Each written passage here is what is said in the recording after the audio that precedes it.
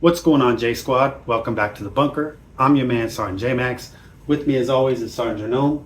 What's going on, Sergeant? How's your physical therapy going? Outstanding. Keep it up, man. You'll be back doing parkour-ish in no time. But just be careful this time. All right? All right, guys. So I got the flyer from my local Turners the other day in the mail, and I was flipping through it, just looking at the deals and stuff.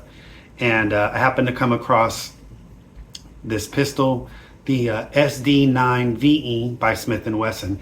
Now, I know I told you guys I had a special treat for you at the end of the last video. Don't know how many of you saw it or not, but I wasn't trying to give you guys any clickbait or anything. I think I did mention the name of the pistol in the end of the video, but it's the SD, which stands for self-defense, 9 VE, which is value enhanced. So this is the pistol right here. It's a 4-inch length slide and barrel combination. This isn't my pistol. It was loaned to me by a friend of the channel, one of the guys from my unit I told you guys about. And I saw the ad and I saw that they offered this pistol in the FDE, which kind of intrigued me because of the fact that we don't get very many pistols in the FDE colorway, and it was full FDE. Like my Ross Martin Roxanne is FDE on the grip module, but the slide and barrel is black. So this was a full FDE model. And again, it kind of intrigued me because of the fact that, like I said, we don't get very many pistols in the state of California because of the DOJ handgun roster that's put out by the bad words that run this state, that lets us know which pistols that we can and can't have. So anyway, I saw this pistol in there and it was listed at $459. And I started doing a little bit of research on this pistol. Come to find out, this pistol it's about 12 years old. And if you can't tell by the trigger, it's one of the first, well, it's got the first generation of Smith & Wesson with the hinge trigger, right? So I'm sure that you guys have seen plenty of reviews about this pistol, but this is my impression of the pistol. So again, I saw this pistol in there, talked to my boy from my unit. He said that he had one. I said, can I borrow it for the video? He said, yeah. So here we are. So went out to the range earlier today and put about 50 rounds through it. I really wasn't trying to, shoot it for anything other than just to see what it shot like. Now, the interesting thing about this pistol is that it was compared to the Glock, and this actually is the line of pistols that brought a lawsuit from Glock against Smith & Wesson for patent infringement. I think it was something like that. Now, I'll put a picture in the video here showing this pistol and the Glock. It's compared to the Glock 19. Now, the Glock 19 came out in about 1988, if I remember correctly. And then the first generation of this pistol was called the Smith & Wesson Sigma. And so that was the pistol that started the whole controversy with Glock as far as the patent infringement. So that pistol right there, the Sigma, pretty much got Smith & Wesson to bend the knee to Glock and give them a pretty good payout. But as I was doing my research, I look at the guns and yeah, they look similar, but the whole lawsuit was around the sear design. And I mean, you can't really see anything in this pistol. I mean, it looks like a Glock, yes. I mean, it's got the polymer frame, it's got the slide. The slide serrations are a little bit different in this gun compared to the Glock. Now, the only other things about the Glock and this pistol that are similar is that, of course, it's not optic cut, as the Glock 19 Gen 3 is not optic cut. But this pistol has a really long traveling and heavy trigger. Now, they've listed this pistol for self-defense. They discontinued this model, I want to say about 2 years ago, and came out with the SD9 2.0.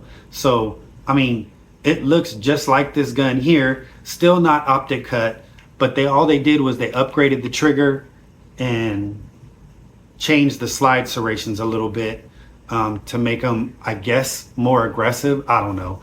But again, I'm sure you guys, if you're, gun guys or gun gals, you've seen the videos about this pistol.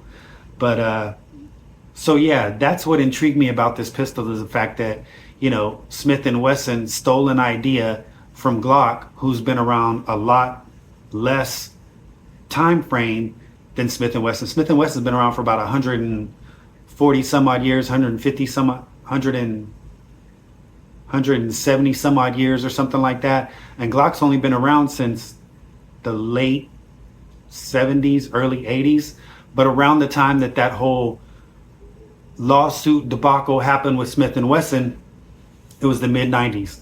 And Glock had just come out with the Gen 7, the Glock 17, and it was one of the first polymer frame pistols that was adopted by the police and the military. Smith and Wesson at the time was having a tough time keeping up with the times. They were losing sales. They were kind of in a slump. So I guess they decided to steal the sear design of the pistol. And again, it's not even something that you can see, but Glock caught on to it, and they filed a lawsuit against Smith and Wesson. And again, Smith and Wesson had to pay him out. It was an out-of-court settlement. Don't know how much it was worth, but that was one of the things that intrigued me about this pistol, is how can a company that's been around forever, and I'm not saying that Smith and Wesson is a bad company. I love Smith and Wesson pistols. I've got one of them myself. Hopefully in the near future I'll get maybe, one or two more. But, Smith and Wesson has a history of having, been in the game since like 1852 or something like that was when they first released their first pistol. Glock didn't come around, like I said, till the late 70s, early 80s. And the Glock 17 was their first polymer frame pistol, came out in 1988. And then 6 years later, Smith and Wesson comes with the SW9 Sigma, whatever it was back then. I couldn't find a whole lot of information about it. I'm sure it's out there in the internet universe somewhere. But anyway, yeah, this is the second iteration of the Sigma. And like I said, my impressions about this gun, I don't think I would get this for self-defense if it was me. I mean, it's got the Picatinny, 2-slot Picatinny rail. So, I mean, you can throw a light on here, but at the price point that this gun is, or that I saw it advertised in the Turner's magazine, and it was going for about $459. For $459, guys, I mean, I'm not a Ross Martin fanboy or anything like that. I do have a couple of their pistols. I really like the way that they shoot. And for $459, you can get a Ross Martin. And I know I'm not supposed to be mentioning prices on YouTube. So YouTube gods, please don't, cancel or copyright or do something to my video to where it doesn't get played. But for $459, guys, you can buy yourself a Ross Martin. They got 3 different color combinations. They got the all black, they got the FDE, and then they got the gray. I think that's available for California. And you're going to get yourself an optic cut pistol with an optic plate for an RMR, or on their website you can get other optic plates if you want to run a different optic with a different footprint. You're going to get a way better trigger than this here. It's going to be less than 8 pounds. This is like an 8-pound trigger, guys. And when I was shooting it at the range, it definitely, you definitely got to put in some training with this pistol if you're going to carry this, use it for home defense, use it for self-defense. And again, it's not optic cut, so you will have to train with the iron sights, which, I mean, it can be a good thing because it teaches you how to use your iron sights. But in this day and age with red dot, green dot sights, all of those other conveniences that are afforded to us now, who's going to spend almost $500 for a pistol that you can't put an optic on? Not me. You gonna do that, Sergeant O? Nah, I didn't think so. So, in my opinion, the only thing about this gun that I found interesting was the fact that you could get it in FDE. But then again, like I said, if you buy this gun, there's not a whole lot of aftermarket support for it. So it's not like you can buy a slide that's optic cut or anything like that. You'd have to send your slide out to get it milled for an optic. That's another $400 or $500. So, when you can spend that much and get a pistol, and there's other pistols out there in this price range that you can get with an optic cut, or even if you spend a little bit more and get like the Hellcat Pro and do like the Hellcat package, or even if you just get the Hellcat Micro, the smaller one, you know, and do the gear up package, you can get that pistol for probably about as much as you would pay for this. You're going to get 3 extra mags for a total of 5. They give you an optic, they give you a range bag, they give you another little pistol bag. So in my opinion, this pistol is not worth the money that you're going to pay for it. Now, I don't know about the SD9 2.0. Again, that's the one that followed this one here.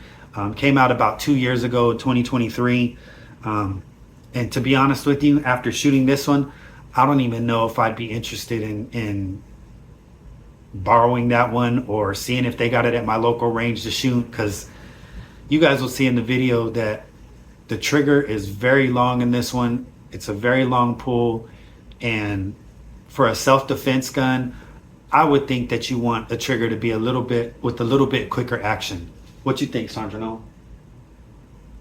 Yeah, you want to be able to point and shoot, right? You don't want to have all this bang, bang. So anyway, guys, if you're liking this content, give us a thumbs up, comment, like, and subscribe, and it'll help the YouTube algorithm push this out to other YouTubers out into the YouTube space that, you know, are looking for 2A content. But yeah, guys, like I said, you could get the Ross Martin, you know, for the same price that you can get this one for. You're going to get the 2 extra mags, you're going to get an optic plate, and a better trigger, way better trigger, and in my opinion, just an overall better shooting gun. But yeah, that was my take on the SD9VE Self-Defense 9 Value Enhanced by Smith & Wesson. And I just really don't know what the value is, because again, for the price of this gun, maybe even a little bit more, you could get something that's a little bit better, that's gonna have a way better trigger. And again, the 2.0 might have, you know, the newer trigger that Smith & Wesson is throwing in all their pistols. So, you know, if you want a 4-inch length slide and barrel to train with and learn how to use iron sights with, I would try to find somebody that has one of these, or borrow one, or see if they have it at your range and you can shoot that. But yeah, guys, again, you'll see in the video clip, and I didn't even shoot very much. Like I said, I think I put about 50 rounds down range through it, and it just was not a very enjoyable shooting experience for me. Sergeant Ohm, you got anything to add to that? You don't think it would have been fun for you to shoot either? Yeah, man, I didn't get no joy out of it. I didn't get no joy out of it, guys. And honestly, when you buy a pistol and you spend as much money as you do for a pistol, you want to get some joy and some satisfaction and some feeling of, you know, knowing how to shoot. Again, the good thing with this pistol is it'll have you train with iron sights. You know, it's got the 2 white in the back and the 1 in the front. They're not even glow in the dark sights, I don't think. So, I mean, again, you could get a way better pistol for the price you would pay for this one, and more accessories, and again, everything else that would come, you know, with a pistol that's this price range or a little bit more. But that's all we got for you guys today. Thank you so much for joining us again in the bunker. Stay tuned for the next video. I got a real special treat for you guys this time, and I'm not playing. This is not clickbait. I've got an upgrade to Honey, my Hellcat Pro, that I'm super excited to share with you guys. I'll probably put that video together, you know, in the next couple days. I'll go to the range. I haven't figured out what direction I'm going to go with the video yet, but I'll probably put that video together in the next couple of days and get it ready to go. Sergeant Ohm, you got anything else to add? Nothing? Just a salute for the guys? Yes, man. Yes, I promise. I'll go to the range on the weekend. I will take you with me. I promise. All right, guys. Well, again, that's all I got for you today. This was just my impression of the SD9VE by Smith & Wesson. Again, it's a discontinued model. So I don't know when my boy bought this from you know, I don't know when he bought it, but I'm gonna have to talk to him about this gun, because, you know, this could be a way better pistol. I mean, I'm sure he could upgrade the trigger, but for that much money, he could have got a way better pistol. So I'm gonna talk to him about it, see what he thinks. Maybe he likes shooting it, I don't know. But anyway, guys, that's all we got for you today. Thank you so much for joining us in the bunker. And again, don't forget to check out the USA Go website. It's the Sam's Club or Costco for gun owners. They've got all kinds of gear, ammunition, training courses, stuff like that on there. I'll drop the link down in the description of the video. And yeah, that's all we got for you guys today. Thank you so much for joining us in the bunker. I'm your man, Sergeant J-Max. With me as always is Sergeant Jerome. May God bless America. May God bless all of you. And we out.